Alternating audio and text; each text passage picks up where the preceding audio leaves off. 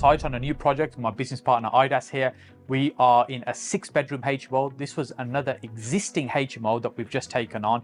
Very tired, very problematic. We're renovating it. The idea being that will make it a much more nicer product, and then the idea being flipping it on, selling it. So these are HMOs that we're renovating to flip. We've acquired it in a little bit of a creative way, which we'll talk about in a moment.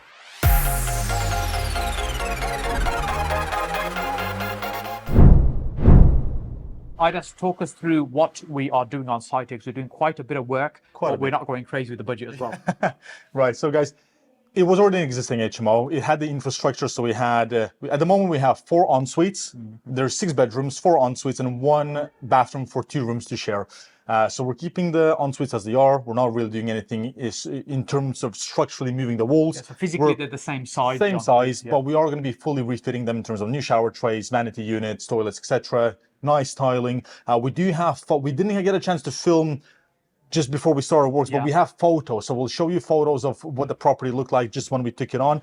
And so there's a bit of a creative setup on this one, so we're excited to share that with you. I think with this, because things are moving quite quickly, there wasn't really an opportunity to come and do some filming before. We literally got a contract signed and the guys were on site. Well, the thing is, we've got 8 guys working here pretty much continuously now. Part our in-house team, part we've subbed out. So at the moment we've done first fix on electrics, mostly we rewired. New central heating in terms of the boiler and the tank. At the moment, the challenge with this one, even though it was already an existing HMO with plenty of showers, the boiler, there was no water tank, the water flow and the pressure would have been quite weak. So for us, it was okay, how can we rectify it? So we've taken, there was a small WC behind the kitchen.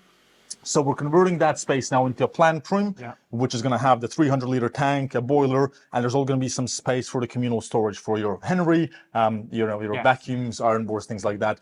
At the moment, I think with this one, just to butt in there, is because it's an existing HMO, we just assume, oh, everything's fine. But the reality is the reason they don't perform well and the reason they become problematic is because there's things that's not compliant. They're not functional correctly. Like, for example, you mentioned with the showers. Yes, there's 5 showers in the house, but actually there isn't enough heating system behind it for the water flow to work, for the hot water to flow through properly. So just basic things like that, meaning that we're rectifying all these things. And at the same time, it's also compliance point of view. So like we had a number of windows that weren't fire escape windows that we changed already. So we had the windows already changed, a fraction of them. We've had a number of glass panes that were not toughened glasses. So for example, this bay window here, we've got a big window, it's quite low, and it wasn't toughened. So we've changed those bits. Just for somebody who's not aware of what we mean by that is, so the glass that's at that level needs to be a stronger glass. So you don't fall through by accident with it. So if you lean against it and it breaks and you don't do an injury, and that should be in certain places that didn't exist. So we've changed that. The other thing we've already done now, we've only had an interlinked smoke alarm system in this building. We actually put now a full A-grade fire alarm system. So that's all the wiring's been done, and it'll be fitted on the second fix. So there's been a number of things, both from electric. So let's clarify that then. Let's clarify the fire alarm system. So a grade A system is like one where you've got a box and you've got the different zones, so it can show if something triggers, which zone is being triggered. Whereas, and you'll have call points as well. We can, in the hallways, we can press break glass type of thing where you can trigger the fire alarm. Previously, what we would have had sensors in the various places. And if one of them goes off, all of them goes off. That's the interlinked system, which is not really adequate for this type of property. So replacing that, although there was a tick in the box, it had a fire alarm system, it just wasn't the right one. So that's an example of the kind of things that are not compliant that we're changing. So, but the cost on that, for example, just that alone? Just the fire alone is about 2,400 for the A grade with the call points, the full wire, and it's a better quality A grade. There's different ranges of the quality of the. So that's it's a good range fire system.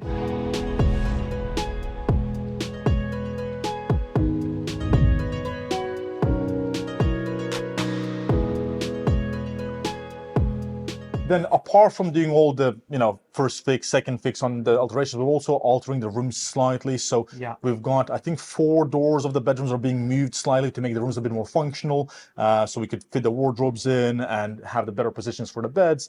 We've hardwired a lot of the things for like extra sockets for the TVs and like little tea stations, worktop stations. So we'll generally been focused really on the functionality point of the rooms. So we worked with our designer to kind of really get that space. That's all happened before we've got the keys to start work. So although we signed the contract and we got the keys, I can't remember what date it was. Let's say we got the keys on a Friday. On Monday we were on site kind of working. But it was already designed and planned out beforehand. So the work was done with the designer in terms of the layout. Because when we were trying to command the best possible rents we can, that room needs to be attractive for somebody when they come and view the room to want to rent it from us, that it works as a layout wise, it feels attractive, there's enough space, it doesn't feel clunky and awkward, even though some of the rooms are a little bit smaller, but it's laid out really well now for it to function well. And the key thing with these projects is that we do plan them out pretty much to the T before we start the works. Because we know when we commit to something, we see it through. So we know we're going to be buying it. So we put the resources in to actually plan it out, get the floor plans done, physically lay out the space, make it functional, look at how we're going to do the electrics, all the plumbing. We're moving some radiators around. So all that has to be taken into account in the final layout. The designers put together the full finishes for the scheme, so it's going to be a really nice modernistic look to it.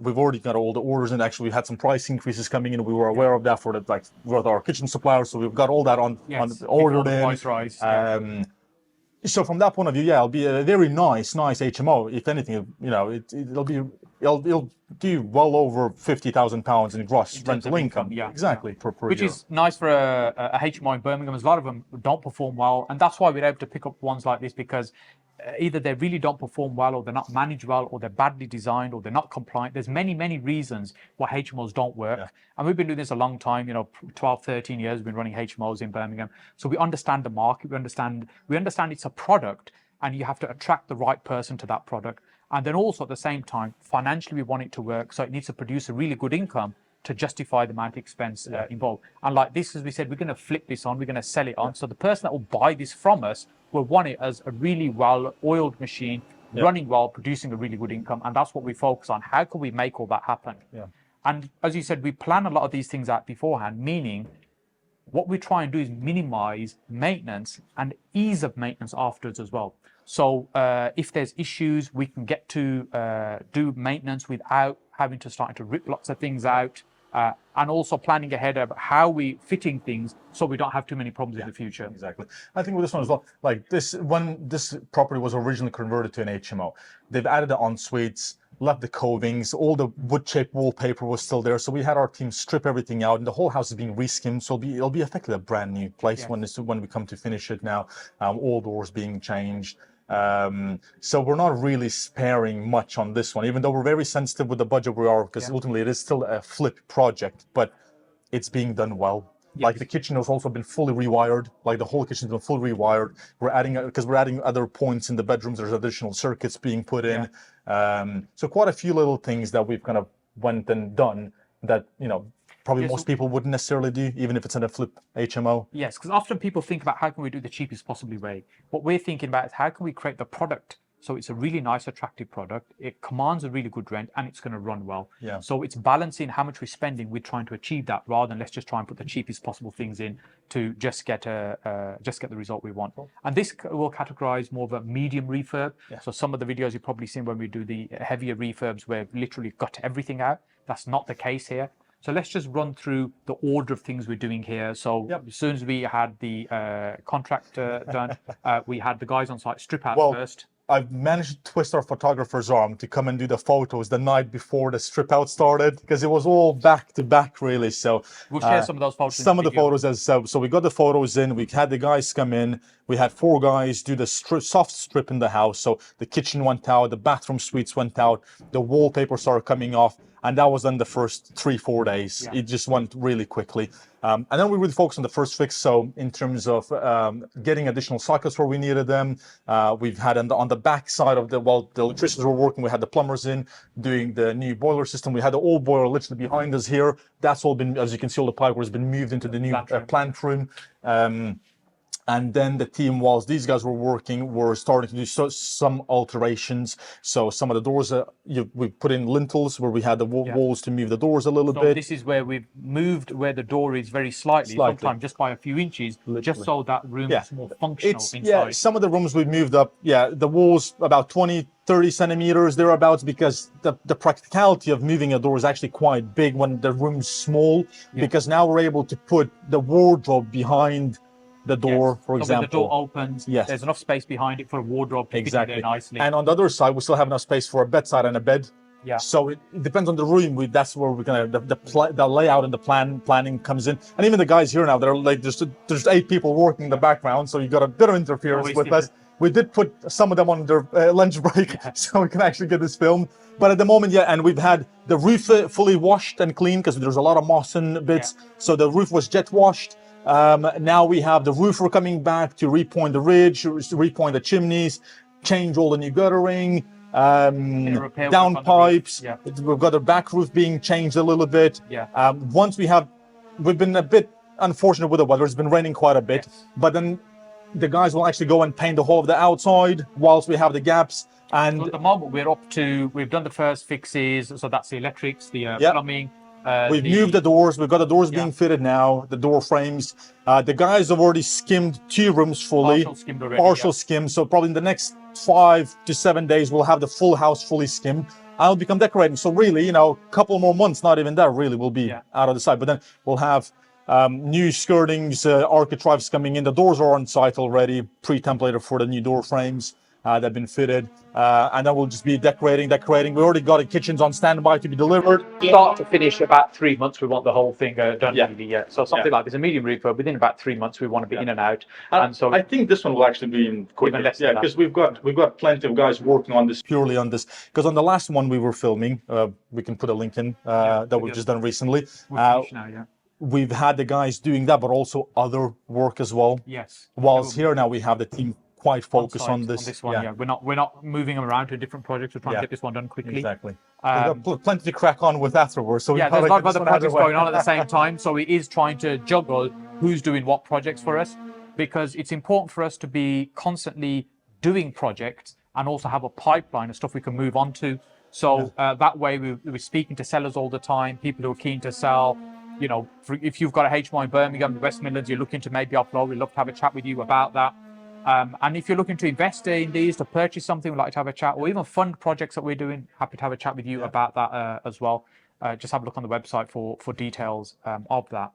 So should we talk about how we got That's what I'm saying. I think we've held the guys long enough. So this is an interesting one because we managed to actually do a purchase lease option. Yeah, it's a formal lease option that we've done. Essentially, it's an assisted sale, meaning what we've done, we've partnered with the owner to say, look, we'll take on the property, we'll do the renovation. We're spending about 65. Our budget is about 60,000 on this project, including all costs to get it done and get it finished. That's completely furnished to producing income. And then we'll get it tenanted, it'll start producing income. And within 12 months, we need to exit out of this. And we've got a price that we've agreed with the seller that they will get at that point. So that works for them because it means we take it on, we get it all sorted. They don't have to spend any money on it, and they'll get a better price than they would have in its current condition. And also it means for us, it's a nice little flip project where we don't actually have to put all the money up to purchase it. We'd only have to fund the renovation side of the project. At this point, we'll probably only spend a couple of £1,000 on the legals. Not very much. It's just kind of getting everything watertight legally to make sure it's done correctly, and everyone's protected in the process how this is done. And these type of deals we've done many times before, so we understand the process and the legals, how to put them together. And we'll probably do, I'd say ballpark about 100,000 on this. Some of it will be from the sale price, and some of it will be from the rental profit we create whilst that process is happening, whilst we're selling, and the two combined together will probably generate around 100,000. Because the important bit for us now is because we're physically not incurring any holding costs apart from council tax and a bit of utilities. Really, that's about so as on this much. One, there's no mortgage. So the way this has been structured is great because the quicker we get it done and let, we're actually benefiting from the full rental coming in, less our running costs and utilities, but we have the team to manage in the house. So, and then once we sell it, so it'll be around the £100,000 mark. So it'll be a nice, project that we've actually physically been working on for say 3 months, thereabouts, and within a year, it'll generate that return. Yeah, And look, if you want to see some more on this particular property, make sure you put in the comments below what is it you'd like to see. Make sure you, if you enjoyed the video, you like and subscribe to the channel as well. And we'll put a link up to a video next in terms of another one that we've just completed to give you an idea of the kind of finish that we'll probably achieve with this one as well. Okay. Have a nice day, guys.